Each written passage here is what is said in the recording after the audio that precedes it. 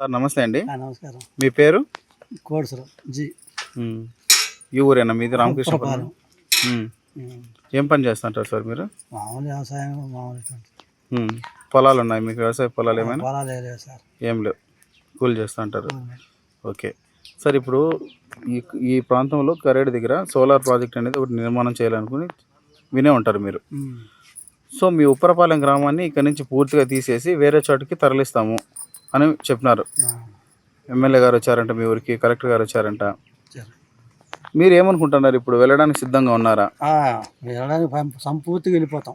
హ్మ్. మాకు రాంప దగ్గర పీజీ పక్కనే ఇళ్ళ స్థలం ఇస్తామని కూడా చెప్పారు. హ్మ్. అదే స్థలం కాబట్టి హ్మ్. మేము పోవడానికి 100% రెడీ. హ్మ్. అదే స్థలం కాబట్టి హ్మ్. ఓకే.